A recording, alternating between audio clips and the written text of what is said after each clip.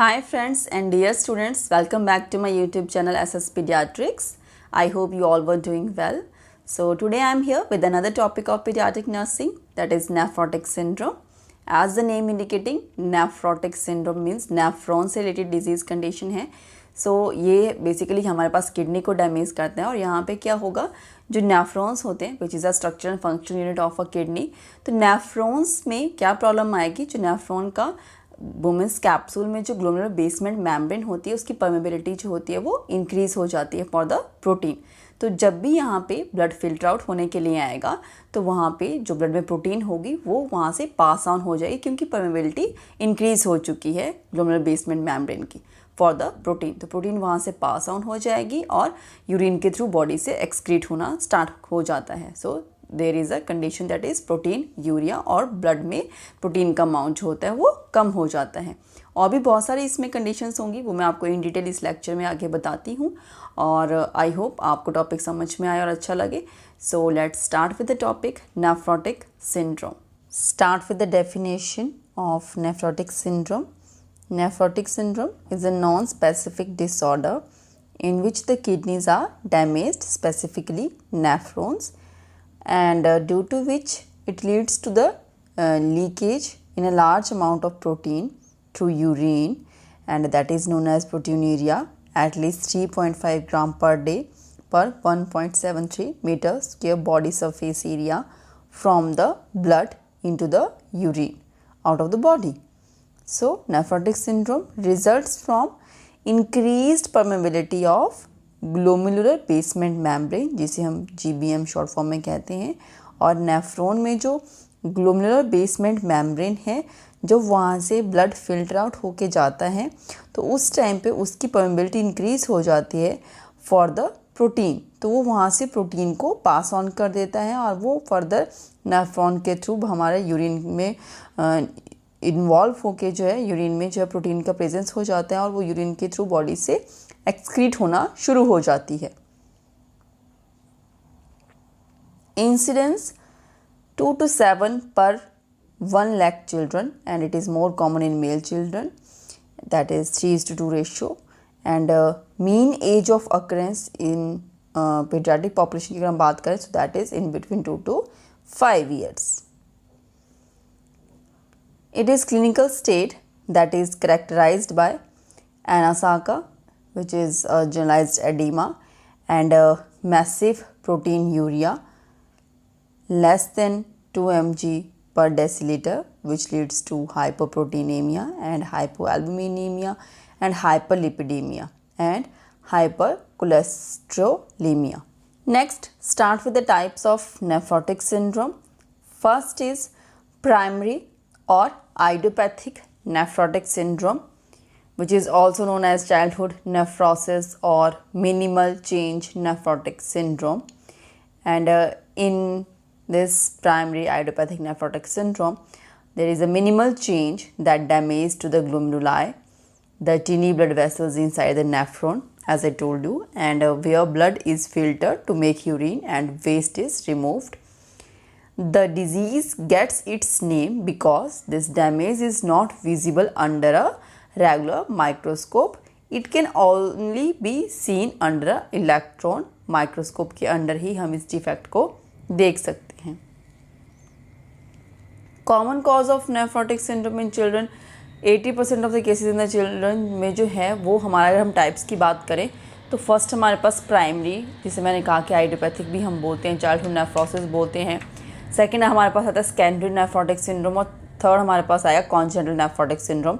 सो 80% जो केसेस हमारे पास आते हैं नेफ्रोटिक सिंड्रोम के, that is come under the primary nephrotic syndrome. Spontaneous remission में occur in rare cases, but occur due to अगर उनका जो भी पेशेंट का ट्रीटमेंट है वो प्रॉपरली ना हो और उनको अनट्रीटेड हम छोड़ दें, because persistent nephrotic syndrome cause a significant morbidity and mortality. The risk of relapse decreases with the time, and relapse is often precipitated by a minor upper respiratory tract infection. The cause is unknown in this जो type है हमारे पास primary nephrotic syndrome का, यहाँ पे जो cause है वो अननोन है, दैट इज़ हम इसको आइडियोपैथिक भी कहते हैं, but the disease may occur after or be related to the allergic reaction किसी को हुआ हो, और नसीड के यूज़ में है, ट्यूमर हुआ है बॉडी में, एंड वैक्सीनेशन चला है किसी इसका, और वायरल इन्फेक्शन हुआ हो. It is a autoimmune phenomena as it responds to immunosuppressive therapy, and no cause is found in most patients. Disease is immunologically mediated and related to the abnormal T cell function rather than immune complex deposition. अगर हम features की बात करें, हम क्या observe करेंगे in a patient with primary or idiopathic nephrotic syndrome. The age of onset is in between 2 to 6 years, and higher, the incidence rate is higher in the boys, and hematuria is a normal. Hematuria is in a rare, but blood pressure is normal, and glomerular filtration rate is also normal. Renal biopsy अगर हम इसमें करते हैं तो हमें normal glomeruli इसमें visualise होते हैं with a mild mesangial proliferation, and selectivity of proteinuria is high. Response to steroid there is a remission in less than 95% cases, and prognosis good. Relapse stop by the second decade. Next type की अगर हम बात करते हैं, that is secondary nephrotic syndrome. When nephrotic syndrome occurs due to systemic disease, it is termed as secondary nephrotic syndrome. अगर किसी systemic disease के होने के बाद उसके साथ लिंक में अगर किसी को हुआ है nephrotic syndrome, then that come under the secondary nephrotic syndrome. It occurs in the children about 10% of all cases. 80% मैंने बताया था प्राइमरी में आता है, 10% जो केसेस हुए वो secondary nephrotic syndrome में आते हैं. And it occurs due to chronic glomerular nephritis or due to diabetes mellitus.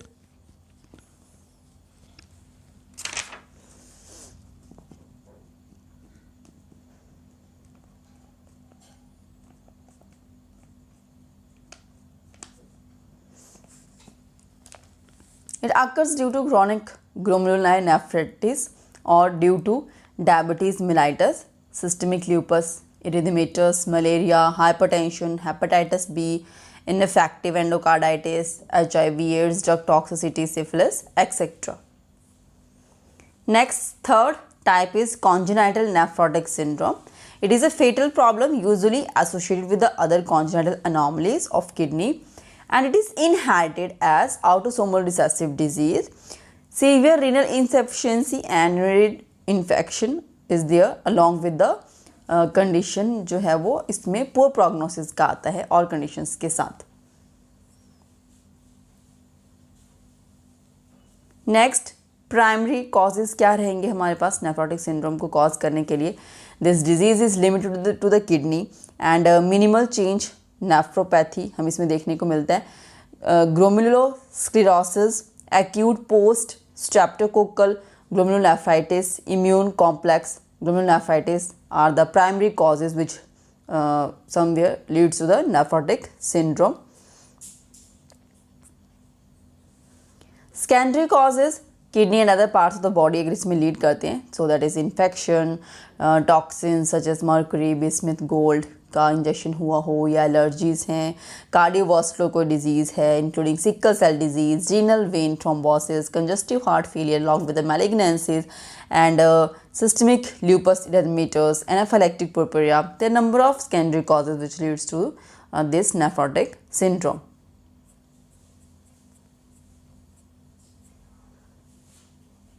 Next is the etiology of nephrotic syndrome. As I told you जो उसकी टाइप्स हैं उसी में ही etiology क्लियर है. अगेन मैं आपको बता देती हूँ. फर्स्ट है हमारे पास primary idiopathic nephrotic syndrome. Majority of the cases में हमें देखने को मिलते हैं और इसका जो एविडेंस है वो इंक्रीज हो रहा है and that suggest that idiopathic nephrotic syndrome में result from a primary disorder of T cell function and secondary nephrotic syndrome results from the systemic disease such as anaphylactoid purpura and systemic lupus erythematosus and HBV infection. Third हमारे पास आएगा congenital nephrotic syndrome which is rare. जो हम इन तीनों classification में अगर हम देखेंगे तो थर्ड वन जो है वो रेयरली कोई केसेस हमें इसको देखने को मिलते हैं. The child may be with the congenital nephrotic syndrome. And first 3 month of life only treatment renal transplantation ही है, और वो हमें फर्स्ट 3 मंथ में ही करना पड़ता है क्योंकि कॉन्जेनिटल है तो वो नेफ्रॉन्स में डिफेक्ट है, तो हमें इसमें रीनल ट्रांसप्लांटेशन परफॉर्म करना पड़ेगा with in the first 3 month of the जो लाइफ है बेबी की।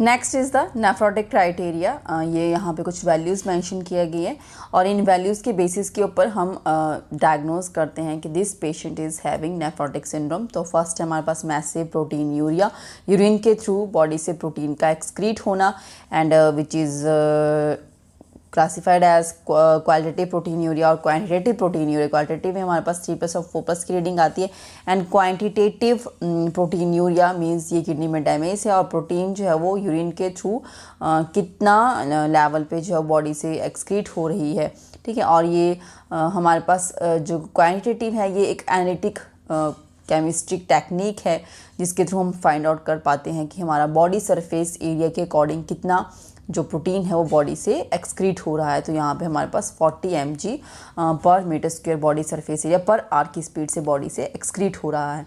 And hypoproteinaemia, total plasma protein जो है वो हमारे पास लेस देन 5.5 ग्राम पर डेसीलीटर की फाइंडिंग्स इसमें आती हैं। And serum albumin is also less than 2.5 gram per decilitre, that means there is a lack of proteins in the blood. And hyperlipidaemia, there is increase in the lipid formation in the body, और ये मैं pathophysiology में आपको बताऊंगी कि कैसे कैसे होता है। और सीरम कोलेस्ट्रॉल लेवल जो है वो इसमें ज़्यादा आएगा, more than 5.7 millimoles per litre. और एडिमा यहाँ पे होता है pitting oedema in the different degree. Haematuria, RBC in urine, gross haematuria and hypertension की डिफरेंट वैल्यूज़ हैं जो according to the age of the children यहाँ पे मेंशन किया गया है। एंड एजोटीमिया, रीनल इनसफिशिएंटी, और यहाँ पे हमारे पास इंक्रीज लेवल ऑफ सीरम जो है वो यहाँ पे इंक्रीज होता है in the blood, urea nitrogen and creatinine का लेवल इंक्रीज हो जाता है।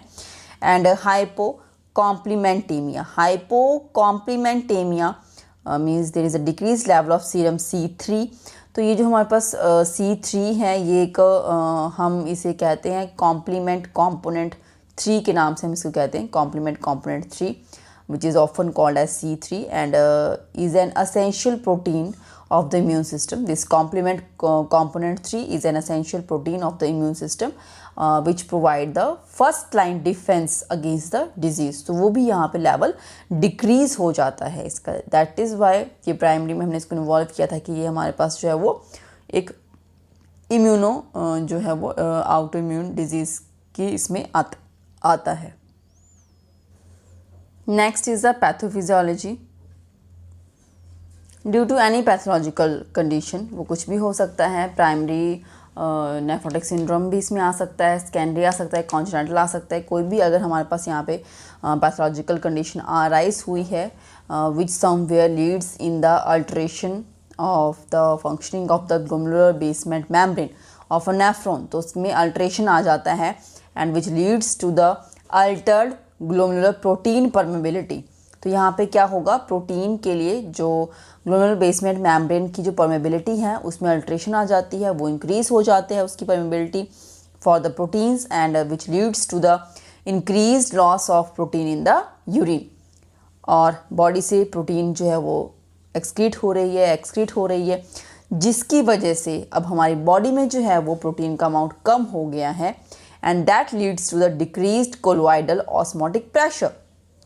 This colloidal osmotic pressure is also known as oncotic pressure. आपको कहीं कहीं पे oncotic pressure भी mention किया हुआ मिल सकता है। And this oncotic pressure is a form of osmotic pressure which induced by the proteins जो blood में है। और जैसे मैंने कहा कि अभी प्रोटीन यूरिन के थ्रू एक्सक्रीट हो रहा है तो ब्लड में प्रोटीन कम है और वो जो प्रेशर मेंटेन करना था वो प्रोटीन ने करना था जो कि अभी ब्लड में कम है। And specifically albumin, so is ये जो प्रेशर है वो ब्लड वेसल्स में जो प्लाज्मा है वहाँ पे ये मेंटेन किया जाता है बाय द प्रोटीन्स, और इस प्रेशर की वजह से जो फ्लूइड है, मीन्स जो ब्लड वेसल्स में जो फ्लूइड है, जो ब्लड है, वो वहाँ पे मेंटेन रहता है, उन ब्लड वेसल्स के थ्रू बॉडी में सर्कुलेट करता है, उस वेसल्स के अंदर रहेगा। अगर ये प्रेशर कम हो जाता है तो वो वहाँ से डिफरेंट जो ब्लड वेसल्स हैं उसके अंदर ना रह के उसके साइड में जो है वो शिफ्ट होना स्टार्ट हो जाता है। Due to that oncotic pressure और colloidal osmotic pressure, the blood will remain in the blood vessels and flow throughout the body. अभी वो कम हो गया, प्रेशर कम हो गया, सो अभी बॉडी जो ब्लड हमारे जो वेसल्स हैं उनमें ब्लड कम हो गया, that means decreased vascular volume. And अगर ब्लड वेसल्स में ब्लड कम आएगा तो वो आगे सप्लाई कम होगा, तो रीनल ब्लड फ्लो भी ऑटोमेटिकली डिक्रीज हो जाएगा। जब रीनल ब्लड फ्लो डिक्रीज होता है उसकी वजह से एल्डोस्टेरोन की जो सिक्रीशन है वो इंक्रीज हो जाएगी, एंड एल्डोस्टेरोन की सिक्रीशन इंक्रीज होने के साथ साथ वो फर्दर जो है वो हमारे पास सोडियम और वाटर का रीअब्जॉर्प्शन इंक्रीज हो जाएगा। जैसे ही बॉडी में एल्डोस्टेरोन का लेवल इंक्रीज होगा तो सोडियम और वाटर का रीअब्जॉर्प्शन स्टार्ट हो जाएगा इन द किडनी, और उसके रीअब्जॉर्प्शन से क्या होगा, एडिमा। पहले ही जो ब्लड है वो ब्लड वेसल्स के थ्रू वहाँ से निकल के हमारे जो इंटरस्टिशियल स्पेसेस हैं सेल्स का वहाँ पे जाना शुरू हो गया, वो भी एडिमा ही लीड कर रहा है, और जिसकी वजह से धीरे धीरे जो है वो वेसल्स में ब्लड कम होने की वजह से रीनल ब्लड फ्लो कम हो गया और सोडियम और वाटर की रीअब्जॉर्प्शन हो जाती है due to increase in the aldosterone level, that is also leads to the oedema. On the other hand अगर हम बात करें, जैसे मैंने कहा कि बॉडी में प्रोटीन का लेवल कम है तो वो हिपैटिक जो लीवर है हमारे पास वहाँ पे इंक्रीज प्रोडक्शन शुरू हो जाती है प्रोटीन्स की, क्योंकि ब्लड में प्रोटीन कम है। So there is a increased hepatic lipoprotein synthesis, due to that there is a increase hyperlipidaemia which results in the hyperlipidaemia. यहाँ पे भी आप देखेंगे सेम ही है, डिफरेंट पिक्चर के थ्रू यहाँ पे शो किया गया है, बाकी जो मैंने आपको बताया वो सेम है। ग्लोमेरुलर डैमेज हुआ है, इंक्रीज परमेबिलिटी हुई है to the proteins, proteinuria which lead to the hyperproteinaemia, and वो फर्दर हमारे पास लीड करता है एडीमा और हाइपरलिपिडीमिया में। सेम यहाँ पे भी वही है, protein leakage into the urinary space through the women space, और यहाँ पे हमारे पास जो प्लाज्मा वॉल्यूम जो है ब्लड का वो कम हो जाता है, कार्डिक आउटपुट भी कम हो रही है, and there is a stimulation of the renal and angiotensin aldosterone system, जिसकी वजह से सोडियम और वाटर का रीअब्जॉर्प्शन होना स्टार्ट हो जाता है, रिटेंशन होना स्टार्ट हो जाता है, and expansion of the sodium space that leads to the. Next is clinical manifestation oedema. First हमारे पास है, मैंने अभी पैथोफिजियोलॉजी में डिस्कस किया oedema, and that depend upon the कितना एडीमा है, वेरिंग डिग्री हो सकती है इसमें, and is a common symptom in nephrotic syndrome patients, edema in face and around the eyes, that is known as periorbital swelling. Lower extremities में हो सकता है generalized edema, edema in the pants and scrotum also. You can see in this picture there is a swollen eyes of the child, और swollen upper limb है, distended abdomen है, swollen lower limbs हैं. Fluid accumulates in body space resulting ascites, decreased urine output. Urine appears to be frothy and has increased specific gravity. Pallor appearance होगी बच्चे की, fever, rash and joint pain, irritability, loss of appetite but weight gain and susceptibility to the infection. GI disturbances include the vomiting, loss of appetite, diarrhea, fatigue, lethargy and petting edema. Petting edema की various degrees हो सकती हैं, 1+, 2+, 3+, 4+ on the level of depth जो हुआ depression का। This is the scoring system for oedema. Ankle oedema के लिए हम प्लस देते हैं, ankle and leg oedema but not to the knee, तो डबल प्लस होगा हमारे पास यहाँ पे, ankle and leg oedema to the knee triple plus होगा। सो ये हमारे पास स्कोरिंग होती है जो एडीमा के लिए हम यहाँ पे यूज़ करते हैं। In some cases this may found hypertension, haematuria, hepatomegaly and wasting of muscles, pleural effusion भी देखने को मिलता है। Next is the diagnostic measures. History taking, physical examination and laboratory investigation जो वो हमें हेल्प करते हैं to diagnose the patient at the right time for the right जो कंडीशन है नेफ्रोटिक सिंड्रोम। यूरिन एग्जामिनेशन हम इसमें करेंगे 24 hours, urinary total protein estimation हम इसमें लेते हैं। Urine sample shows proteinuria and it is also examined for the urinary cast which are more features of active nephritis. Dipstick test हम इसमें करेंगे और इसके जो ट्रेसेस हैं उसके बेसिस के ऊपर हम आइडेंटिफाई करते हैं कि कितना mg पर डेसीलीटर की फॉर्म में वो उसमें प्रेजेंस हो रहा है। Next is the blood examination demonstration reduce total protein and albumin less than 2.5 gram per deciliter, cholesterol more than 200 mg per deciliter। renal function test हम इसमें करेंगे। electrolytes urea and creatinine are tested to evaluate the renal function and renal biopsy। during a kidney biopsy a special needle is inserted through the skin and into the kidney tissue is collected and sent to a laboratory for testing। it is indicated in case of poor response to the steroid therapy। next is a treatment which is depend upon the symptoms, disease क्या है specific person को और क्या disease में जैसे कौन सी types में आ रहा है, प्राइमरी में है, सेकेंडरी में है, कॉन्जेनिटल में है और क्या कॉम्प्लिकेशंस पेशेंट जो है वो फेस कर रहा है, तो उनके बेसिस के ऊपर हम इसमें ट्रीटमेंट प्रोवाइड करेंगे। guidelines for the treatment of childhood nephrotic syndrome, establish diagnosis of nephrotic syndrome and उसमें हम उसका urine, serum albumin, serum cholesterol और blood urea nitrogen, serum creatinine level सब चेक करेंगे and screen and treat the infection, hypovolaemia सब उसमें हम improve करने की कोशिश करेंगे by antibiotics and IV fluid if required and look for the secondary causes if clinically relevant लगता है। And initial attack of nephrotic syndrome है तो हम उसमें प्रेडनिसोलोन थेरेपी शुरू कर देते हैं डेली बेसिस के ऊपर for 4 to 6 weeks and alternated days पे 6 to 10 वीक्स के लिए। Follow up with urine examination, BP check करेंगे, weight, clinical examinations and first to second relapses का इसमें होगा तो हम प्रेडनिसोन डेली देंगे टिल रिमिशन और alter day for 4 weeks and frequent relapsing या स्टीरॉयड डिपेंडेंट और स्टीरॉयड रेजिस्टेंस के केसेस आते हैं then we have to refer to the paediatric nephrologist for the further management of symptoms, जैसे oedema है तो लो सॉल्ट डाइट देंगे, diuretics देंगे, serial measurement of body weight को हम प्रॉपर्ली चेक करेंगे, time to time and proteinuria है तो हम उसमें ACE इनहिबिटर्स दे सकते हैं और हाइपो एल्बुमिनेमिया है तो हाई प्रोटीन डाइट देंगे which was not indicated.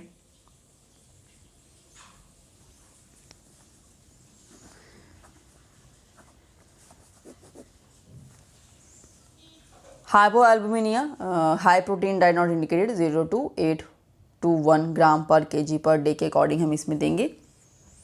And hyperlipidaemia के लिए regular lipid profile and statin if severe long lasting nephrotic syndrome and control over जो cardiovascular disease risk factors and target blood pressure up to 125 to 75।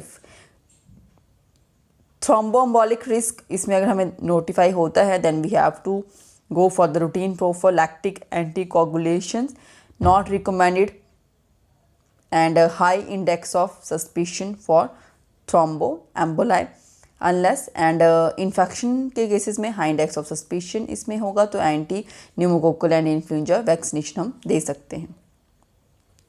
Disease specific management इसमें हो सकता है हमारी strategy and hospitalise करेंगे for the initial workup and the evaluation of the treatment. Activity के लिए usually no restriction except massive oedema, अगर patient को होगा तब हम इसमें एक्टिविटी रिस्ट्रिक्ट करते हैं एंड हैवी हाइपरटेंशन और इन्फेक्शन पेशेंट को होगा तो।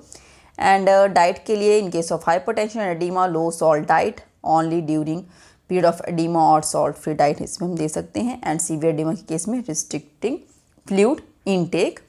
Avoiding infection is very much important in case of diuresis, hydrochlorothiazide हम इसमें देंगे and antisterone, dextran, furosemide with the different doses which were mentioned over here. Next is corticosteroid therapy. सो यहाँ पे ये पूरा फ्लो चार्ट दिया गया है और ये मैंने आपको पीछे भी इसमें बताया प्रेडनिसोन की डोजेस के रिगार्डिंग। सो अगर कोई इसके रिगार्डिंग स्पेसिफिक जानना चाहता है कॉर्टिकोस्टेरॉइड थेरेपी तो वो आप इस चार्ट के थ्रू यहाँ से जो है वो गो थ्रू हो सकते हैं। Next is the steroid therapy, short course therapy होता है। प्रेडनिसोन हम इसमें देते हैं 2 mg और 60 mg per metre square per day के अकॉर्डिंग, वही जो इसमें चार्ट में दिखाया गया वही मैं आपको इसमें दिखा रही हूँ। and total course of therapy is up to 12 week and proteinuria disappears within the first week of the therapy and dipstick test for the 2 consecutive days तक हम करते हैं जो शो करता है positive response to the treatment. Side effect with the long term use of steroid अगर किसी patient का चलता है उसमें क्या साइड इफ़ेक्ट्स हो सकते हैं। स्टेंटेड ग्रोथ हो सकती है, कैटरैक्ट हम उसमें देख सकते हैं, और pseudotumour cerebri is a condition that occurs when pressure inside the skull increases for no obvious reason, कोई एग्जैक्टली हमारे पास नहीं होता है। एंड साइकोसिस, ऑस्टियोपोरोसिस, ठीक है, एंड कुशिंग-वाइट फीचर्स हम इसमें देखने को मिल सकते हैं, such as thinning of the skin, weakness, weight gain, diabetes mellitus और ऑस्टियोपोरोसिस की कंडीशंस इसमें आती हैं। एड्रिनल ग्लैंड सुप्रेशन इसमें हो सकता है, एंड हाइपरग्लाइसीमिया, मायोपैथी में means myopathy is a disease that affect the muscle which control the voluntary movement in the body, so वो इसमें देखने को मिल सकता है। Peptic ulcers, poor healing of the wound, hirsutism में बेसिकली क्या होता है, अगर फीमेल है तो उसमें मेल के करैक्टर्स ज़्यादा हमें देखने को मिलते हैं, that is just due to the excessive male hormone in the female body. And thromboembolism, these are the side effects with the long term use of steroid. And antacid is given along with the prednisolone to prevent the gastric complications. Diuretics are prescribed in the presence of severe edema and massive ascites. The doses are given over here. Antibiotic therapy is indicated in the presence of an infection, or prophylactic use of antibiotics is not recommended.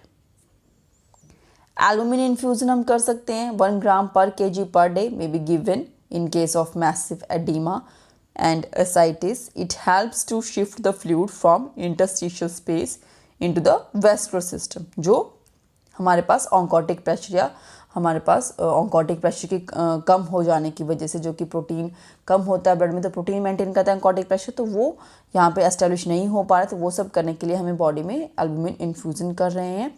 And diuretic therapy is given in the combination of albumin infusion, और इम्यूनोसुप्रेसिव drugs हम इसमें दे सकते हैं। And renal transplantation यहाँ पे हो सकता है, is indicated in end stage जहाँ पे रीनल फेलियर हो रहा है due to steroid resistant glomerular sclerosis अगर देखने को मिलता है तो। Next is the nursing management. First जो डायग्नोस है हमारे पास, that is fluid volume excess related to fluid accumulation in tissues associated with the protein loss secondary to the increased glomeruli permeability. So for this we have to provide the rest, comfortable position and the frequent change of the position in the patient, allowing diet with low salt and high protein, administering medications and restricting fluid intake, maintaining intake output and body weight chart, explaining and reassuring about the treatment plan, and involving mother in child care with the necessary instructions, urine testing for the albumin. Next is high risk of infection related to lowered body resistance and fluid overload. For this we have to examine the child for any sign of infection and recording TPR, monitoring blood count, providing skin care and keeping the skin dry, and applying body powder for the soothing, and keeping the nails short, maintaining the general cleanliness and hygiene measures, preventing any injury of edematous skin, avoiding the contact of two edematous skin, and avoiding the invasive procedure as possible, and teaching the mother about skin care and sign of the infection, and involving the mother during the care of the child. Third one, impaired nutritional status less than body requirement related to anorexia, nausea, vomiting, and inadequate food intake. For this we have to provide small frequent feedings with protein and carbohydrate, considering dietary restrictions and child's likes and dislikes, providing nutritional supplements as needed, and encouraging the child to take the food. Diet for the nephrotic syndrome, what to eat such as yogurt, vegetables, pulses, fruits, milk, egg, and the child have to avoid the salted जो beverages हैं, snacks हैं, पापड़ हैं, salted pickle है, करी है, जो soup की cubes हैं, ब्रेड, चीज़, सॉल्टेड कुछ भी चीज़ें ऐसी हैं तो वो हम उनको अवॉइड कर सकते हैं। Then high risk for impaired skin integrity, common risk factors, oedema और lowered body defences. So for this we have to provide the skin care to the patient on routine basis, clean and powder opposing skin surfaces frequently to prevent the skin breakdown, use pressure relieving mattresses, change the position frequently to prevent the pressure ulcer. Fifth, altered family process support due to anxiety related to the hospital environment and disease condition. For this, we have to allow the prenatal involvement in the child care and allowing play and self-care as tolerated by the child, encouraging interaction with other child having chronic illness and answering the questions asked by the parents and allowing to express the frustration. Sixth, knowledge deficient related to the condition of the disease, treatment and prognosis needs to be related to the lack of information or inadequate information की वजह से. So we have to discuss about the care after discharge from the hospital regarding the rest, diet, hygiene, continuation of medications, need for medical help and follow-up. Teaching about features of infections, sign of relapse and precautions to prevent the complications. Complications due to oncotic pressure, decreased oncotic pressure की वजह से क्या complications आ जाती हैं? Hyperlipidemia and hypovolemia, acute renal failure, anaskara, risk of cellulitis, bacterial peritonitis with ascites, large pleural effusion और pulmonary edema. ये मैंने आपको pathophysiology में बताया था. And due to loss of protein in the urine, there is a increased susceptibility to the infection. And that leads to the thromboembolism and vitamin D binding protein की वजह से vitamin D deficiency हो जाता है and iron deficiency anemia भी इसमें होता है. Renal vein thrombosis, atherosclerosis and renal heart disease, chronic kidney disease, fluid overload, congestive heart failure, pulmonary edema and infection. Thank you. So this is all about my today's topic, that is nephrotic syndrome. I hope आपको topic clear हुआ हो और ऐसे ही और paediatric nursing के topic अगर आप सुनना चाहते हैं तो प्लीज़ मेरे चैनल को सब्सक्राइब करें SS paediatrics and please like and share my videos. Thank you.